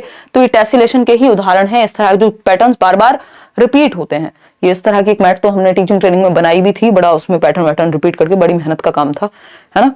तो ये क्या टेसिलेशन का उदाहरण है। उसमें देखिए आप, ये जो एरो वाली शेप है वो बार बार रिपीट हो रही है, वो रेड कलर आप देख रहे हैं, येलो कलर देख रहे हैं, उसी का रिपीटिशन है। तो अगर हम बात करें क्वेश्चन की, तो इस तरह का एक क्वेश्चन तो इस बार भी आ रहा है, ऑनलाइन में भी और ऑफलाइन में भी आता था। Which of the following topics are not part of primary school mathematics curriculum as per NCF 2005। वो किसी किसी बैच में अगर मुश्किल क्वेश्चंस आए उसको लेके बहुत ज्यादा बैच बोल रही हूँ शिफ्ट में, तो उसको देख लेना है अगर कुछ नया मिला है तो, जैसे ऑनलाइन की ही बात करें, अदरवाइज जो कॉमन टॉपिक्स हैं वो स्टिल सेम ही है। कौन सा एक पार्ट नहीं है प्राइमरी मैथमेटिक्स के करिकुलम का। आप जो लोग स्कूल वगैरह में पढ़ाते हैं या ट्यूशन में पढ़ाते हैं उनको तो आइडिया होना चाहिए, लेकिन हमने क्योंकि अभी पढ़ा है टेसिलेशन बिल्कुल पार्ट है। देखो ज्योमेट्रिकल थिंकिंग से रिलेटेड जो शेप्स के ऊपर चीजें हैं वो सब तो है, अभी हम पढ़ तो रहे थे, तो टेसिलेशन है, सिमेट्री है, पैटर्न्स है, एक और हम कुछ पढ़ रहे थे, लेकिन रेशो प्रोपोर्शन इस तरह के चैप्टर नहीं है। तो आपको इनके अराउंड जो दिखे कि यार ये कुछ डिफरेंट लग रहा है जो इस लेवल पे नहीं पढ़ाया जाना चाहिए, तो एक ऑप्शन, एक क्वेश्चन ऐसा जरूर देता है जिसमें नॉट वाला एक चांस होगा, और बाकी की तीनों ऐसी चीजें होंगी जिनसे आप अवगत होंगे, आपने पढ़ी होंगी प्रीवियसली भी या आज आप जान रहे हैं। इंडक्टिव और डिडक्टिव रीजनिंग पे एक क्वेश्चन जनरली फेंक देता है आपके सामने। इंडक्टिव आप जानते हैं आगमनात्मक, निगमनात्मक है डिडक्टिव। इंडक्टिव से या डिडक्टिव से शुरू करते हैं। मान लीजिए deductive reasoning is the process of reaching conclusions based on previously known facts, यानी जो पहले से आप फैक्ट्स जानते हैं। फैक्ट्स प्रीवियसली नोन क्या है, रूल हो सकते हैं, तो रूल से आप एग्जाम्पल की ओर जाते हैं, यानी नियम से उदाहरण की ओर। मतलब आपको नियम पता है कि x प्लस वाई या a प्लस बी का होल स्क्वायर ये होता है। अब एग्जांपल्स आप इसके बहुत सारे क्वेश्चंस ट्राई कर सकते हैं। तो आप डिडक्टिव मेथड का प्रयोग कर रहे हैं जब आप एक फॉर्मूला से क्वेश्चंस प्रैक्टिस कर रहे हैं, तो जो तथ्य पहले से ज्ञात हैं उनका प्रयोग कर रहे हैं आप निष्कर्ष तक पहुंचने के लिए। अब आते हैं इंडक्टिव पे। तो inductive reasoning is the process of arriving at a conclusion. ये जस्ट ऑपोजिट है कि आप एक निष्कर्ष पे पहुंचते हैं, वहां आपके पास निष्कर्ष है, उसके बेसिस पे आप कहीं जा रहे हैं। तो यहां आप निष्कर्ष पे पहुंचते हैं कि आपको पता है अच्छा यार जो मिर्च होती है वो हरे रंग की होती है, हरे रंग की होती है, हरे रंग की होती है। तो आपने 4 हरे रंग की मिर्च देखी, 5वें पे आपने कह दिया, नियम बन गया मिर्च जो है वो हरे रंग की ही होगी। हालांकि जब आप अगली बार रेड देखेंगे तो वो चीज चैलेंज भी हो सकती है। तो इंडक्टिव रीजनिंग में क्या होता है, एग्जाम्पल टू रूल जाते हैं, वहां रूल टू एग्जाम्पल, यानी उदाहरण से बहुत सारे उदाहरण देखते हैं आप, फिर उस चीज को नियम बना देते हैं कि ये चीज ऐसे ही होती होगी। तो एग्जाम्पल टू रूल जाते हैं आगमनात्मक तर्क में। इतनी बात क्लियर है। जैसे फॉर एग्जाम्पल हम गणित में तो देख ही रहे थे, जैसे a प्लस बी का होल स्क्वायर डायरेक्टली आपको ना बता के वो बना कैसे, वो पूरी प्रोसेस बताई जाए और अंत में फॉर्मूला पे आए, तो ये क्या हो जाएगा, इंडक्टिव मेथड हो जाएगा। अभी एक क्वेश्चन उन्होंने पूछा था, पुराना क्वेश्चन है बट बहुत प्यारा क्वेश्चन है, इससे बहुत आसानी से समझ में आ जाती हैं चीजें। अभी पहले हम देख लेते हैं इनमें दोनों में प्रोसेस कौन सी है। कि जैसे वो क्वेश्चन इस तरह का था, शायद मैंने इंक्लूड भी किया होगा। जैसे मान लेते हैं आपके सामने राइट एंगल, आपको पाइथागोरस थ्योरम समझानी है, लेकिन टीचर ने क्या किया, 4 शीट दे दी पेपर की, अलग अलग ट्रायंगल दे दिए उसमें, है ना, 4 शीट्स दी, अलग अलग बच्चों को दे दी और कहा कि अच्छा इनमें देखो कि कॉमन चीजें कौन सी हैं, प्रॉपर्टीज में कॉमन क्या है। बहुत ही गंदा ट्रायंगल बनाया मैंने, तो वो देख के अपने आप समझेगा कि हाँ यार एक चीज है जो इनमें रिलेशंस क्या है। तो पहले एग्जांपल्स प्रस्तुत किए, बाद में नियम बताया जाएगा। तो ये इंडक्टिव मेथड है, सिंपल क्वेश्चंस इस पे पूछे गए हैं। इट फॉलोज द मैक्सिम्स, अभी हम किसकी बात कर रहे हैं, इंडक्टिव की ही बात कर रहे हैं, कि पर्टिकुलर टू जनरल जाता है, यानी concrete to abstract, known to unknown, ज्ञात से अज्ञात। जो आपको पता है वो स्पेसिफिक, वो विशिष्ट है, और जहां तक आप पहुंच रहे हैं वो अज्ञात है, ठीक है ना। तो आप नियम आपके लिए अज्ञात होता है शुरुआत में, उदाहरण को आप जानते हैं कि ये हरा रंग मैं जानता हूं इस मिर्च के बारे में, तो ये क्या है, ये ज्ञात है। अज्ञात क्या है, नियम पे पहुंचना, कि अंगूर खट्टे ही होते हैं, वो फिर आप बहुत सारे अंगूर खा के देखेंगे तभी इस बात पे पहुंचेंगे। अगर हम देखें स्टेप्स क्या है इंडक्टिव मेथड में, यानी आगमन विधि में, आगमन का मतलब ये आप एक आगमन किस पे हुआ, आपका एक रूल पे पहुंचते हैं आप एग्जाम्पल से। पहले साइट एग्जाम्पल्स यानी उदाहरण उद्धृत करते हैं, कुछ उदाहरण पेश होते हैं, अच्छा ये हमारे पास उदाहरण है। ड्रॉ कॉन्क्लूजन्स, मेथड्स की तरह यूज किया जाता है इनको हर एक सब्जेक्ट में। ड्रॉ कॉन्क्लूजन्स, ऑब्जर्विंग एग्जाम्पल्स, बहुत सारे उदाहरण को ऑब्जर्व करने के बाद, अवलोकन करने के बाद आप एक निष्कर्ष पे पहुंचते हैं, फिर एक कॉन्सेप्ट बनाते हैं इस निष्कर्ष से, और फिर उस कॉन्सेप्ट को प्रूव करने की कोशिश करते हैं अलग अलग एग्जाम्पल से। तो ये स्टेप्स होते हैं आपके, इतना जनरली पूछता नहीं, बस आपको बेसिक्स पता होने चाहिए। जैसे डिडक्टिव मेथड में क्या है कि आपको जो आपके पास रूल है, मेथड है कि a प्लस बी का whole square, a square plus B square plus 2ab, तो ये जो रूल्स हैं आपके सामने ये दिए जाते हैं पहले, और उसको आप फिर एग्जाम्पल से अटेस्ट करते हो। कितने भी क्वेश्चन आप सॉल्व करोगे वो चीज प्रूव होती है, ठीक। मैक्सिम क्या है, जनरल टू पर्टिकुलर, यानी सामान्य से विशिष्ट की ओर, सामान्य से विशिष्ट की ओर जाते हैं किसमें, डिडक्टिव मेथड में। इतना जरूर ध्यान रखेंगे। स्टेप्स इसमें क्या है, पहले नॉलेज ऑफ कॉन्सेप्ट, यानी पहले एक रूल बताया जाता है, फिर डिफरेंट एग्जाम्पल्स प्रस्तुत किए जाते हैं उस चीज के। पहले डेफिनेशन बता दी मान लीजिए नाउन की, और बाद में आपको एग्जाम्पल्स प्रस्तुत किए गए। ट्रूथ को जो है आप बाद में टेस्ट करते हैं कि वो नियम कहीं उल्टा ना पड़ जाए जो आपके पास है, कोई उसका एक्सेप्शन तो नहीं है। अटेस्टेशन करते हैं, जो आपके पास अदर एग्जांपल्स हैं उस चीज को प्रूव करते हैं, जो आपका रूल है उससे रिलेटेड 1700 एग्जांपल फिर आप ढूंढ के लाते हैं, तभी वो रूल बन पाता है। अब एक वही आसान सा क्वेश्चन है जिसपे हम अभी चर्चा कर रहे थे, फटाफट से देख के बताइएगा। छोटी छोटी बातें हैं, ज्यादा देर का सेशन नहीं, मुश्किल से आधे घंटे में हम इसको पाइल अप कर देंगे, वाइंड अप कर देंगे basically. To teach the Pythagoras theorem, a teacher has distributed a sheet on which एक शीट डिस्ट्रीब्यूट की जिसमें 4 ट्राइंगल्स बने हुए हैं। अब प्रॉपर्टीज ऑब्जर्व करनी है बच्चों को। 4 राइट एंगल ट्राइंगल, अच्छा सारे ही राइट एंगल्ड हैं, ठीक, सारे ही 4 राइट एंगल ट्राइंगल्स बने हुए हैं एक शीट पे। बच्चों को डिस्ट्रीब्यूट कर दी टीचर ने, हम 3 ही दे देते हैं चलो, ठीक। और ये शीट डिस्ट्रीब्यूट कर दी and ask the child to find the relationship between the sides of a triangle. तो उनको पता लगेगा कि यार ये वाली साइड बड़ी है बाकी दोनों से, या वो जिस भी बेसिस पे वो रिलेशनशिप संबंध खोजने का प्रयास करेंगे बच्चे। तो आपके सामने जब क्वेश्चन आता है, ये इंडक्टिव मेथड है, डिडक्टिव है, लेक्चर मेथड है, लेबोरेटरी। लेक्चर में तो आप लेक्चर देते हैं, लेबोरेटरी में तो आप कुछ एक्सपेरिमेंट कराएंगे। लेबोरेटरी की तो यहां जरूरत नहीं लग रही। तो आपके सामने बहुत सारे उदाहरण दिए गए उन शीट्स के थ्रू, ताकि बच्चा एक रूल तक पहुंच पाए। अभी वो ऑब्जर्व करेगा और ऑब्जर्व करने से एग्जाम्पल साइट हुआ है, फिर रूल तक पहुंचेंगे। तो ये आगमन विधि है। अगर पहले रूल बता दिया होता और बाद में शीट्स दी होती तो ये डिडक्टिव हो जाता, ठीक। तो ये इंडक्टिव मेथड है, A option is the right answer over here. आगे बढ़ेंगे, अब टीचिंग लर्निंग मटेरियल्स की बात कर लेते हैं। देखिए टीचिंग लर्निंग प्रोसेस की अगर हम बात करें तो टीचिंग क्या है, जहां पे आप बेसिकली इंस्ट्रक्ट करते हैं और नॉलेज को बिल्ड करने का मौका देते हैं। कंस्ट्रक्टिविज्म की माने तो रचना करने देते हैं, बच्चा ज्ञान की संरचना करता है, रचना करता है एक्टिवली, सक्रिय रूप से। और इसके लिए हम क्या करते हैं, फिर टीचिंग लर्निंग मटेरियल्स का, शिक्षण सहायक सामग्री का प्रयोग करते हैं। चार्ट्स बनाते हैं, फ्लैश कार्ड्स बनाते हैं, 3D मॉडल्स बनाते हैं, आजकल पिक्चर्स दिखा सकते हैं, मूवी दिखा सकते हैं, बहुत सारी चीजें हम शिक्षण सहायक सामग्री के रूप में। इवन एक चीज पूछ रही है, इस बार भी पेपर में आ रहा है, पहले से आ रहा है 2018 से, बाला की फुल फॉर्म जो आपके टीचिंग लर्निंग एड से ही संबंधित है, बिल्डिंग एज लर्निंग एड। ये हमें पता ही होना चाहिए, बिल्डिंग एज लर्निंग एड, यानी बिल्डिंग को ही हम एक लर्निंग एड के रूप में प्रयोग कर रहे हैं। ये प्रीवियसली मैंने आपको क्वेश्चंस कराए हैं इस साल, उसमें भी बताया था कि बिल्डिंग, मान लीजिए एक रूम है, क्लासरूम है, उसपे ही दीवार पे कुछ कुछ लिखा हुआ है, अलग अलग ग्रह जो है हमारे सोलर सिस्टम का कुछ एक चार्ट बना हुआ है, दूसरी तरफ कुछ नंबर सिस्टम का कुछ बना हुआ है, कहीं टेबल लिखे हुए हैं स्कूल में अलग अलग दीवारों पे। तो यानी बिल्डिंग ही लर्निंग एड बन गई है, बिल्डिंग ही लर्निंग एड बन गई है। आराम से हो जाएगा, मीनाक्षी इवन ज्यादा ही आएंगे। तो ये शिक्षण, अब इसमें एक और चीज आ जाती है कि भाई जो बायपोलर प्रोसेस है, वो जॉन एडम्स ने कहा कि भाई टीचिंग क्या है, वो बायपोलर प्रोसेस है, प्रक्रिया है जिसमें 2 पोल्स होते हैं, द्विध्रुवीय, एक तरफ टीचर और एक तरफ स्टूडेंट। तो ये क्या संकीर्ण बात है, ये नैरो बेसिस पे टीचिंग को निर्धारित किया गया है। जबकि अगर हम ब्रॉड वे में देखें टीचिंग क्या है, तो जॉन डुई के अकॉर्डिंग ट्राइपोलर है, टीचर है, स्टूडेंट है, और एनवायरमेंट भी है या करिकुलम भी है, एनवायरमेंट भी है या करिकुलम भी है। ये बात तो मैं आपको, ये सीडीपी में भी पूछा जा चुका है प्रीवियसली। अब कुछ टीचिंग लर्निंग मटेरियल्स हैं जो स्पेसिफिकली मैथ्स के लिए प्रयोग में लाए जाते हैं, जैसे जियो बोर्ड है।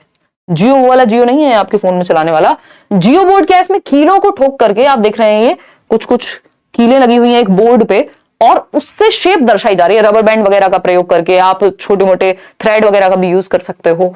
तो ये क्या है, मान लीजिए ट्राइंगल दर्शा रहे हैं, तो इन कीलों से रबर का प्रयोग करके एक जियो बोर्ड पे आप शेप्स पढ़ा रहे हैं बच्चे को, ठीक। तो उससे क्या होगा, बच्चों को आइडिया लगेगा ना कि भाई ये 4 हमने स्क्वायर लिए, मतलब एक स्क्वायर बनाया, चारों साइड्स इक्वल हैं, तो कितने स्क्वायर लिए बराबर शेप के, 4। तो जियो बोर्ड से आप ज्योमेट्रिकल शेप्स को बहुत आसानी से सिखा सकते हैं। It is a square board, ये अपने आप में कैसा होगा, स्क्वायर बोर्ड होगा, जिसमें छोटे छोटे स्क्वायर्स हैं जो आप देख ही पा रहे हैं, और इन विच नेल्स आर एम्बेडेड, यानी ये जो कीलें लगी होती हैं, with the use of rubber band, initial geometrical measurement and numerical concepts। कौन से कॉन्सेप्ट सीख रहे हैं हम, ज्योमेट्रिकल कॉन्सेप्ट्स। भाई ये जो शेप्स हैं ज्यामिति की ही तो हैं, ज्योमेट्रिकल कॉन्सेप्ट सीख रहे हैं हम इनिशियली, कि बेसिकली एक ट्राइंगल क्या होता है, या हम कहें एक सर्कल क्या होता है, एक रेक्टेंगल क्या है, एक स्क्वायर क्या है, और क्या सीख रहे हैं, मेजरमेंट। हम मेजर कर सकते हैं ना, ये कितने बॉक्सेस में बना है, उस हिसाब से मतलब इनकी लेंथ वगैरह भी हम यहाँ बेसिक मेजरमेंट जान सकते हैं, ठीक। तो मेजरमेंट हम सिखा सकते हैं बच्चे को, इससे मापना। न्यूमेरिकल कॉन्सेप्ट सिखा सकते हैं कुछ हद तक, किससे, जियो बोर्ड से। तो ये 2-3 बातें हैं जो हम जियो बोर्ड का प्रयोग करके सिखा सकते हैं। फिर आता है अबेकस, इससे भी क्वेश्चन आता ही है अबेकस से हर बार। अगर हम अबेकस की देखें तो अबेकस को अबेकस ही कहते हैं हिंदी में, गिनतारा कहते हैं आई थिंक। हाँ, तो अगर हम कहें तो ये क्या है, ये बेसिकली इस तरह की बीड्स लगी हुई होती हैं। आपने अबेकस कहीं ना कहीं देखा होगा, छोटे छोटे, ये वैदिक मैथमेटिक्स का पार्ट हुआ करता था। It is an ancient mathematical instrument, यानी वैदिक गणित का हिस्सा है, बहुत पुराने समय से हम यूज कर रहे हैं। It is a frame generally of would, generally तो ये वुड या प्लास्टिक के भी आते हैं आजकल, छोटे छोटे आपने देखे हो, यानी लकड़ी का या फिर प्लास्टिक का एक पीस है, ये फ्रेम है। That holds rods with freely sliding beads mounted on them. ये बीड्स हैं, ये जो आप देख रहे हैं, ये इधर से उधर जा पाते हैं, ठीक, कोई वीडियो देख लीजिएगा अबेकस की, और ये इसमें फ्रीली मूव कर सकते हैं। इन रॉड्स, बीच में रॉड लगी हुई है, फ्रेम किसका है, प्लास्टिक या लकड़ी का, बीच में रॉड लगी हुई है और ये फ्रीली मूव कर सकते हैं। जो बीड्स है इसमें मोती टाइप की चीजें, ठीक। द कॉन्सेप्ट्स ऑफ एडिशन, यानी हम इससे जोड़ घटाना, आप देखते हैं इसकी सहायता से बच्चा ज्यादा तेजी से कर पाएगा क्योंकि वैदिक टेक्निक हो गई, ठीक। तो एब्स्ट्रैक्शन, घटाना, जोड़ना, एब्स्ट्रैक्शन बोल रहे हो, addition, subtraction, multiplication, division, fractions, square root, place value etcetera. Fractions generally हम इससे अवॉइड करते हैं, तो स्क्वायर रूट, प्लेस वैल्यू, ये सब हम सिखा सकते हैं। और specially addition, subtraction, multiplication, division, ये जो बॉड मास वाली कहानी है उसके लिए तो ये बेहद हेल्पफुल रहेगा। फिर आता है डाइंस ब्लॉक, ये भी आपने देखा होगा। डाइंस ब्लॉक क्या है, dice block, these are manipulative tools used to teach basic addition, subtraction, counting, place value, multiplication, place value के लिए तो ये बहुत महत्वपूर्ण है, इस पे क्वेश्चन बहुत पूछा जाता है। प्लेस वैल्यू के लिए तो आपका डाइंस ब्लॉक जो है बहुत महत्वपूर्ण है। और डेसिमल नंबर्स की अगर हमें मल्टीप्लिकेशन सिखानी हो तो ग्रिड का प्रयोग हम बहुत करते हैं इसमें से। दीज आर 4 टाइप्स ऑफ, इसमें 4 टाइप की चीजें यूज हो रही हैं। यूनिट्स, यूनिट्स किसको शो करते हैं, आपने वो देखा होगा, इकाई, दहाई, सैकड़ा, जो प्लेस वैल्यू है ना, हम सिखा सकते हैं ना इससे। तो ये जो यूनिट है एक, ये वंस को प्रदर्शित करती है, यानी इकाई को प्रदर्शित करती है, ठीक। फिर आता है आपका रॉड। रॉड जो है आप देख रहे हैं इसमें यूनिट्स लगी हुई है, ये वाली जो एक सिंगल यूनिट थी, तो ये रॉड अपने आप में टेंस को, यानी दहाई जिसको हम कहते हैं ना, दहाई को प्रदर्शित करती है। ये पूछ लिया जाता है डायरेक्ट क्वेश्चन। फ्लैट्स जो है, अब ये फ्लैट बनाया हुआ है इन्होंने, ये फ्लैट्स हंड्रेड्स का को रिप्रेजेंट करते हैं, यानी सैकड़ा जिसको हम कहते थे, if I am not wrong, Hindi में, ठीक है। और क्यूब अपने आप में, क्योंकि इसमें इतनी सारी यूनिट्स लगी हुई हैं, तो ये 1000 को, यानी 1000 को प्रदर्शित करेगा। तो यहां पे ये जानना बहुत जरूरी है कि जो यूनिट है वो इकाई को, यानी यूनिट को ही, वंस को, रॉड टेंस को, फ्लैट हंड्रेड्स को और थाउजेंड्स को क्यूब। तो ये 4 चीजों का यहां पे प्रयोग होता है। 4 टाइप्स की चीजें, द यूनिट जिसके थ्रू हम प्लेस वैल्यू वगैरह सीख रहे हैं, the unit cubes represent units, rods, ये सब मैंने आपको बता दिया है, ठीक। तो basic addition, subtraction, counting, place value, multiplication, ये सब आप डाइंस ब्लॉक से सीख पाएंगे। 3 डायमेंशन टीचिंग एड्स भी होते हैं कुछ, जिसको हम त्रिआयामी कहते हैं, जिसके 3 आयाम हैं। These aids provide understanding of real, बिल्कुल जैसे 3D में मूवी देखते हैं ना आप, ऐसे ही ये 3D एड्स हैं जिनके माध्यम से एकदम रियल, मान लीजिए आपने एक वो लगा दिया, आजकल तो वो भी आ रहा है augmented reality type, AR VR जो होते हैं, तो उससे आपको एग्जैक्टली लगेगा कि हाँ आप एक 3 डायमेंशनल रूम में खड़े हुए हैं, ये इसकी हाइट है, ये इसकी विड्थ है ना, तो उससे पूरा आपको पता लगता है। These are real objects, specimens, models या पपेट्स, या तो रियल ऑब्जेक्ट को ही ले आते हैं क्लास में, या उनके जैसे दिखने वाले, या मॉडल्स बना दिए उनके, पपेट्स वगैरह का यूज करते हैं जिनकी 3 डायमेंशंस हो। फॉर एग्जाम्पल, एक किसी ने ये मॉडल बनाया है, मॉडल्स बनते हैं ना, आप स्कूल में एग्जीबिशन लगती है, तो ट्राइंगल का जो है, इसको ऐसे नहीं बनाया कि जस्ट पेपर पे बना के दिखा दिया हो, इसको प्रॉपर बना करके दिखाया है। ये आपको दिख रहे हैं अलग अलग, सब इस पे जमे हुए हैं, चिपकाए हुए हैं, क्यूब को बना करके आप पूरे डब्बे का प्रयोग करके, इसी तरह सिलेंड्रिकल शेप, कोन को, तो ये 3D मॉडल हो गया। इससे क्या होगा, मैथ्स शेप्स सीखने में आसानी होगी, बजाय कि सिर्फ किताब में पढ़े, वो लिटरली देख पा रहा है। एक और छोटी सी चीज जिसपे हमने बात की थी शुरुआत में, टॉल शेप ऑफ मैथमेटिक्स, जो NCF में मेंशन्ड है। टॉल शेप ऑफ मैथमेटिक्स यानी गणित का ऊंचा कद, हाइट वाली टॉल शेप नहीं, ठीक। तो ये क्या कहते हैं देखते हैं एक बार। तो टॉल शेप ऑफ मैथमेटिक्स की जब हम बात कर रहे हैं, is where mastery of one topic is pre requested for the next, यानी पहली रिक्वायरमेंट है, अनिवार्यता है कि आप नया टॉपिक तभी सीख पाएंगे जब आपको पहले वाला पुराना टॉपिक ठीक से आता हो। अगर किसी को एडिशन ही नहीं आता, मल्टीप्लिकेशन ही नहीं आती, उसको डिवीजन कैसे सिखाओगे? तो यानी आप देखते हैं 6th का गणित नहीं आता, 7th सीखने में बहुत दिक्कत होगी। क्यों? क्योंकि बेस ही क्लियर नहीं है। तो ये बेस को क्लियर करके ही आप नेक्स्ट टॉपिक पे जाएंगे। इसी को टॉल शेप ऑफ मैथमेटिक्स हम कह रहे हैं। यहां पे आगे बढ़ेंगे। अब ब्लूम टेक्सोनॉमी में बस हमें मेनली यहां पे ये देखना है कि एक तो बच्चे को हमें हॉट्स देने हैं। हॉट्स मतलब हॉट डॉग नहीं, HOTS higher order thinking skills, जिसमें बच्चे का थिंकिंग लेवल, लॉजिकल एबिलिटी ज्यादा यूज हो। लॉट्स क्या है? Lower order thinking skills. तो हमें पता है ये जो आपकी स्किल्स हैं ये लोअर ऑर्डर कहलाती हैं, ऊपर की जो स्किल्स हैं वो आपकी हायर ऑर्डर कहलाएंगी। ठीक, ब्लूम्स टैक्सोनॉमी पे अलग से वीडियो बनाई हुई है, इसमें अलग से दोबारा नहीं पढ़ने वाले हैं, उसको आप अलग से भी जाके देख सकते हैं। एक क्वेश्चन आप देख सकते हैं मैथमेटिक्स के नेचर पे। अब कुछ क्वेश्चंस ही आई थिंक, मुझे लग रहा है ये अंत हो चुका है आज के सेशन का। जो बहुत ही मुख्य बातें थी, जो बिल्कुल जरूरी बात थी, जो पेपर से आप 2 दिन पहले ही पढ़ के जाओगे, वही बातें हमने डिस्कस की है। नोट्स में भी आपको वही चीजें मिली हैं। देखिएगा, आगे बढ़े।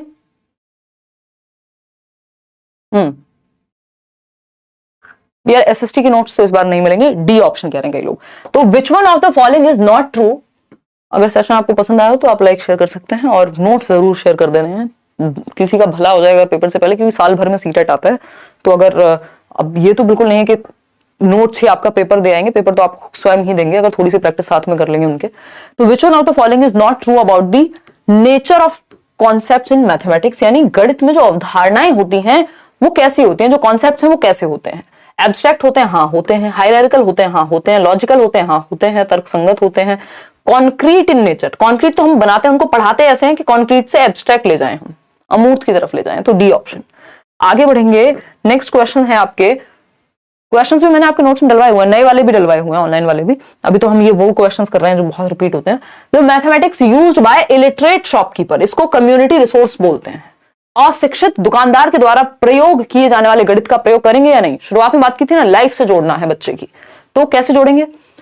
Is not useful in the mathematics classroom, यानी गणित की कक्षा में उपयोगी नहीं होता। जो अशिक्षित दुकानदार है, जिसने कभी शिक्षा नहीं ली स्कूल में आके, लेकिन वो गणित तो प्रयोग कर ही रहा है ना दुकान पे। Is very useful in solving all mathematical problems, भाई सारी प्रॉब्लम्स थोड़ी ना सॉल्व हो जाएंगे, कुछ कॉन्सेप्ट्स क्लियर हो जाएंगे। Has ambiguity and very low level of correctness in it, आपसे ज्यादा बढ़िया कैलकुलेशन हो सकती है, कई तो टीचर्स से अच्छी कैलकुलेशन हो जाएगी। जो लोग प्रॉपर शॉप पे रहते हैं, है ना, जो मेरी हाउस हेल्प आती है वो बता रही थी कि मेरी कैलकुलेशन बड़ी अच्छी है, क्योंकि पता नहीं किसी शॉप वॉप मतलब उनके घर में थी या जैसे भी। तो उसका फर्क पड़ता है कि आप डेली लाइफ में, कोई बच्चा है जो जिसके पिताजी मान लीजिए कारपेंटर हैं, तो वो शेप्स को समझने में उसको आसानी होगी, मेजरमेंट में उसको आसानी होगी, तो बच्चे की प्रीवियस नॉलेज का प्रयोग करते हैं हम। Should be discussed by the teachers in classrooms as an alternate strategy in solving related problems, यानी संबंधित समस्याओं को हल करने में वैकल्पिक रणनीति की तरह। भाई सिखाने का कोई एक ही मेथड थोड़ी है कि जो आपने सिखा दिया वही मेथड है, डिफरेंट डिफरेंट तरीके हैं एक चीज को सीखने के या सॉल्व करने के। तो इसको एक ऑल्टरनेट स्ट्रेटेजी के रूप में यूज कर सकते हैं। कम्युनिटी से हमें जो सीखने को मिल जाए वो अच्छी बात है, डेली लाइफ से बच्चे की जोड़ना है, तो ऐसा नहीं कि यूजफुल नहीं है। फिर नेक्स्ट क्वेश्चन है, the learning outcomes in mathematics are developed. Learning outcome क्या होते हैं? अभी हमने लर्निंग ऑब्जेक्टिव्स की बात की थी, यानी उद्देश्य जिसके लिए हम सिखा रहे हैं कि बच्चों को ये आ जाए। आउटकम क्या है? जो उद्देश्यों की प्राप्ति कितनी हुई है ये जानना आउटकम है, कि रिजल्ट क्या आया। बताइएगा, फटाफट से बताइएगा। ये सारे आप मैराथन भी देख सकते हैं। अब तो आप एक बार सीटेट दीजिए, आगे तक के लिए टेंशन खत्म।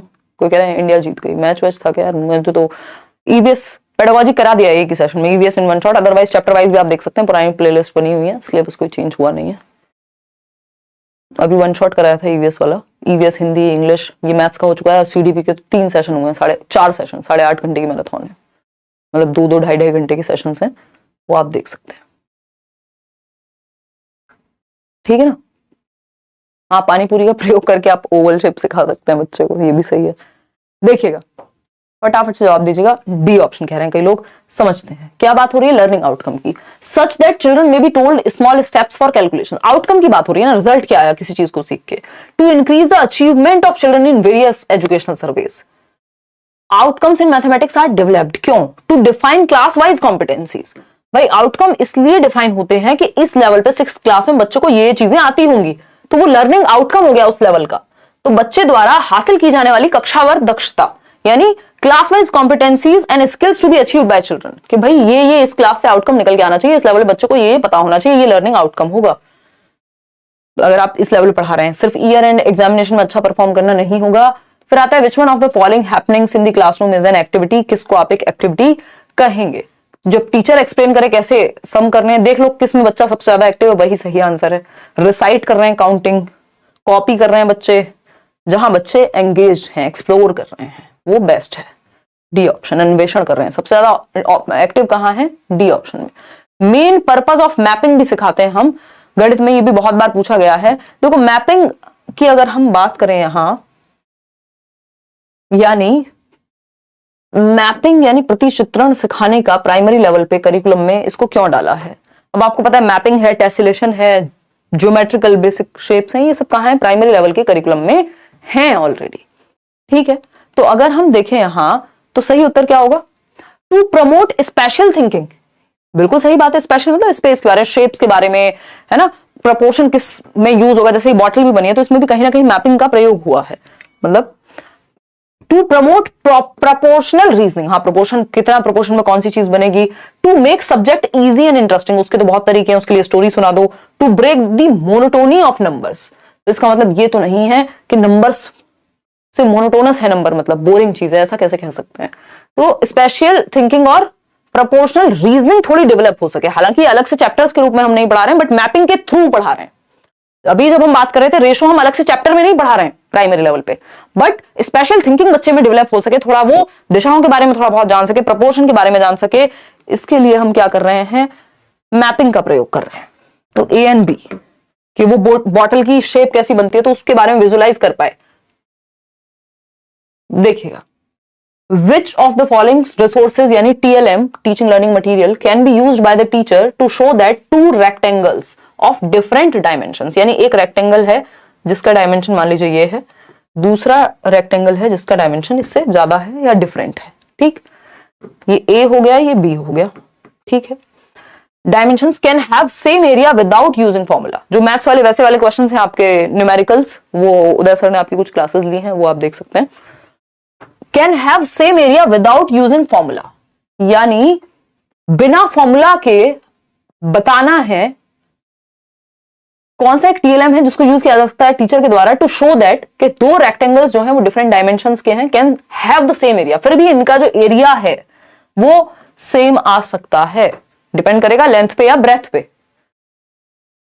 बताइए, अलग अलग जवाब आ रहे हैं। कोई डी कह रहा है स्केल का प्रयोग करेंगे, ग्राफ पेपर का, स्केल से तो कैसे ही पता लगाएंगे एरिया का, ग्राफ पेपर का, टाइल का या थ्रेड का। बताइए, अलग अलग आंसर्स।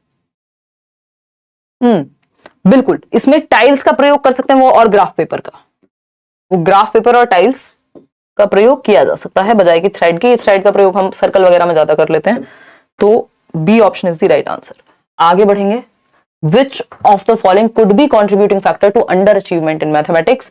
गणित में अंडर अचीवमेंट का कौन सा एक कारण हो सकता है? निम्न में से गणित में उपलब्धि कम होने का कारण क्या हो सकता है, ये पूछा है इन्होंने। क्या हो सकता है?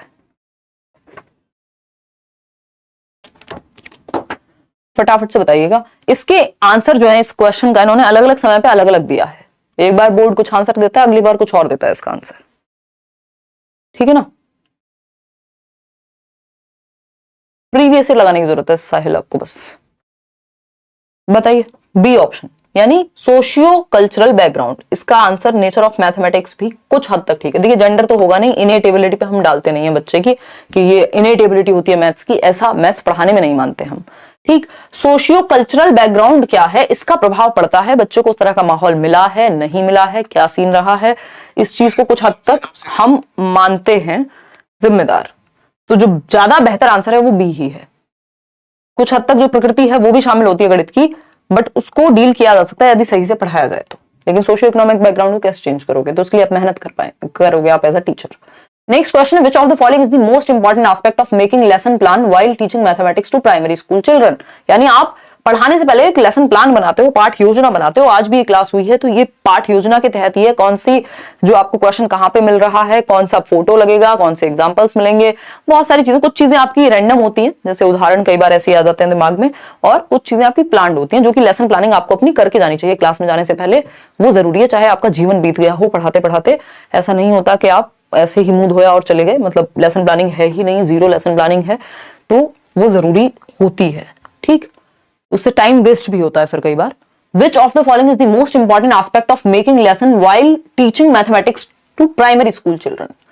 Sequence of textbook, presenting mathematical concepts in structured manner। बच्चा एक्टिव किस में है वो देख लीजिए बस। राइटिंग एक्टिविटीज एंड क्वेश्चंस, सिर्फ एक्टिविटी लिखने से अच्छा ये नहीं कि सीधा सीधा अपॉर्चुनिटी प्रोवाइड करा दो, बच्चा जहां पे कॉन्सेप्ट्स को कंस्ट्रक्ट कर सके, अपनी रियल लाइफ में ऑब्जर्व करके वो संकल्पनाओं का निर्माण करके उन तक पहुंच सके। तो सी ऑप्शन में वो ज्यादा एक्टिव है, बाकी किसी ऑप्शन के। और आपको बच्चे को एक्टिव ही बनाना है, इसलिए तो लेसन प्लान आप लेके जा रहे हैं ना, कि आप बेहतर वे में सिखा पाएंगे। अब है which of the following is not be considered a feature of a constructivist mathematics classroom. Constructivist यानी रचनावादी, जहां मीनिंग मेकिंग होगी, अर्थ निर्माण होगा, बच्चा एक्टिव रहेगा, एक्सप्लोर करेगा, एंगेज रहेगा। प्याजे, वाइगोस्की, इन सबको याद कर लीजिए। तो देख लीजिए बच्चा जहां एक्टिव है वहीं कंस्ट्रक्शन हो रही है। कंस्ट्रक्टिविस्ट जो स्कूल ऑफ थॉट है, यानी जो रचनावाद है, कंस्ट्रक्टिविज्म पे ही एनसीएफ बेस्ड है, और हमारी आज की भी ज्यादातर पॉलिसीज कंस्ट्रक्टिविज्म को मानती हैं। ठीक, तो बताइए बच्चा कहां एक्टिव है। The role of language and dialogue in learning mathematics is given due to attention. The teacher acknowledges the students may construct multiple understandings. हाँ, यहाँ पे बच्चे एक्टिव होंगे। ऑब्जेक्टिव टेस्ट, कनेक्शंस, इन सब से बेहतर है बच्चे एक्टिव हैं यहाँ, तो वो नॉलेज को कंस्ट्रक्ट कर लेंगे। तो B option is the right answer. एक दो क्वेश्चन और हैं आपके, फिर आपकी छुट्टी। Which of the following statements is in agreement with the constructivist view of mathematics. यानी रचनावाद को कौन बढ़ावा देगा, जहां बच्चा एक्टिव होगा। सिंपल, सरल, सुंदर, सस्ता, टिकाऊ आंसर। ठीक है ना, बहुत बढ़िया लगता है कि आप लोग बिल्कुल इतनी रात को भी, क्योंकि समय का थोड़ा सा मेरे साथ दिक्कत रहती है, इतना समय हो चुका है, समय मतलब सालों से हम लोग जुड़े हुए हैं, और क्लासेस और कभी कुछ, कभी इवेंट है, कुछ है, तो थोड़ा सा लेट वेट हो जाता है। वैसे भी मेरा टाइम 9 बजे ही रहता है पहले से ही, बट अब और लेट हो जाता है टाइम्स। रचनावादी दृष्टिकोण से की जा सकती है, बट आप इतनी संख्या में जुड़े रहते हैं, सीख पाते हैं रात को इतनी ठंड में, है ना। 5 डिग्री था सुबह दिल्ली में टेम्परेचर, 2 दिनों से ठंड बढ़ गई है आपकी, अभी भी 9 डिग्री टेम्परेचर है। चलिएगा, खैर ये भी बता देती बेचारी, देखिएगा। उसके on account of inability to understand the, हाँ तो ये तो एकोमोडेशन हो गया ना विश्वकर्मा, ये तो सिंपल है। Creation of a new scheme on account of liability inability to understand the environment with the existing scheme is known as accommodation. 200%, कोई दिक्कत ही नहीं है इसमें।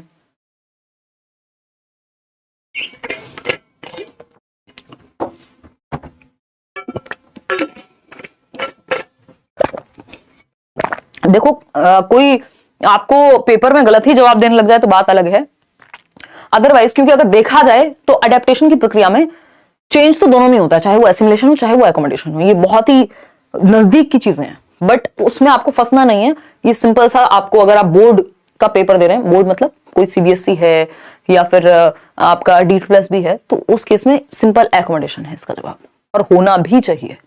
जब आप पुराना स्कीमा की वजह से आपको दिक्कत होती है, नई सिचुएशन या जो आज की सिचुएशन है उसको समझने में, नहीं हाँ एग्जिस्टिंग स्कीम आपको ही चेंज करना पड़ रहा है ना, न्यू स्कीम की वजह से नया स्कीम आपने बनाया, एकोमोडेशन आएगा। देखिएगा बी ऑप्शन कह रहे हैं कि कंस्ट्रक्टिविस्ट अग्रीमेंट कौन सा है, जहां बच्चा एक्टिव है, डिस्कवर कर रहा है बच्चा, ठीक है, सिर्फ फैक्ट रटे, ऑब्जेक्टिव्स रट ले, विजुलाइज कर ले, इन सबसे ज्यादा एक्टिव वो बी ऑप्शन में है। जहां सबसे ज्यादा बच्चा एक्टिव है वो मूल मंत्र है पेडागोजी का।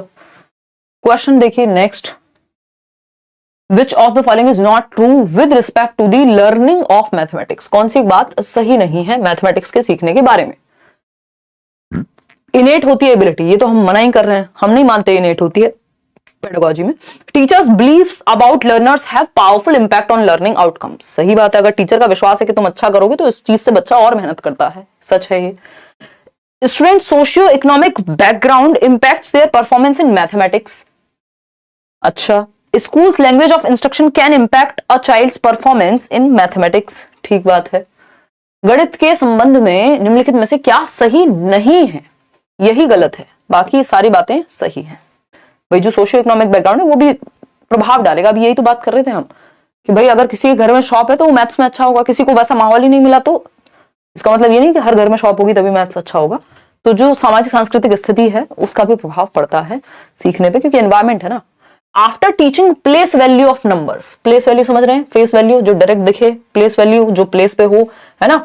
जैसे अब आपको पता है यहाँ पे प्लेस वैल्यू आपको पता करनी है किसकी, 2 की, तो आपको पता है ये क्या है, 1s 10s और 100th पे है, यानी सैकड़ा पे है। फेस वैल्यू तो आपको साफ साफ दिख ही रही है। 2, a teacher gave the following question to solve, क्या क्वेश्चन है, टेक 2 डिजिट्स से 3 and 5, 3 और 5 2 डिजिट ले लो, मेक 4 डिजिट नंबर्स, 2 डिजिट के नंबर बनाओ इनसे, using both the digits equal number of times, 2 बराबर टाइम्स ही आनी चाहिए एक डिजिट में, तो 33 55 35 35, इस तरह से आप दुनिया भर के डिजिट्स बना दोगे, यूनिक भी होंगी ये। तो ये जो है कौन सी एक बात इस क्वेश्चन के बारे में सही है, इसको मैथ्स की तरह नहीं लेना है, बेसिक पेडागोजिकल अंडरस्टैंडिंग की तरह लेना है। It is an open ended question and gives opportunities to students to analyse and critique each others responses. चलो ठीक है। It is an example of closed ended, closed ended में तो सिंगल आंसर होगा कि 3 और 2 कितने होते हैं, तो 5 होते हैं, ये क्लोज्ड एंडेड है। आपको ओपन एंडेड देने होते हैं ताकि क्रिएटिविटी बेटर हो, बच्चे का दिमाग खुले, डाइवर्जेंट थिंकिंग यानी अपसारी चिंतन आए। Multiple response to a question should be discouraged, नहीं भाई एनकरेज होने चाहिए कि मल्टीपल तरीके से एक चीज को सॉल्व किया जा सकता है। कॉन्टेक्चुअल क्वेश्चन का एग्जांपल है, कहां कौन सा कॉन्टेक्स्ट है, यहाँ सेब सब्जी दुनिया जिंदगी कोई बात हुई है, नहीं हुई है, सीधा नंबर की बात हुई है। तो it is an open ended question, ये एक मुक्त उत्तर वाला प्रश्न है जिससे क्रिएटिविटी या डाइवर्जेंट थिंकिंग बेटर होती है, और ओपन एंडेड क्वेश्चंस ज्यादा बेटर होते हैं क्लोज्ड एंडेड से। जैसे ये जो क्वेश्चन है क्लोज्ड एंडेड है, 4 में से एक ही ऑप्शन सही होगा, ये क्लोज्ड एंडेड है, कन्वर्जेंट थिंकिंग है। वहीं जब हम बात कर रहे हैं कि इससे नंबर बनाओ, तो वो ओपन एंडेड है और डाइवर्जेंट थिंकिंग यानी क्रिएटिविटी बेहतर होती है। तो होपफुली आपको ये छोटा सा सेशन पसंद आया होगा। वन शॉट का मतलब ये हम टू द पॉइंट बात करेंगे। सेशन पसंद आया हो आप लाइक शेयर सब्सक्राइब तो जरूर कर लीजिएगा। आजकल नोटिफिकेशन आसानी से पहुंचता नहीं है, अगर आप सब्सक्राइब करके बेल आइकॉन दबा के रखो अपना, ताकि सेशन का पता लग जाए। और कई बार आगे पीछे भी होता है तो टेलीग्राम वगैरह पे पता लग जाता है। ये पीडीएफ आपको टेलीग्राम पे मिल जाएगी। इसके अलावा be your own constant, tension लेनी नहीं है, पढ़ाई करनी है शांति से। जो केवीएस वाले दुखी हैं उनके लिए भी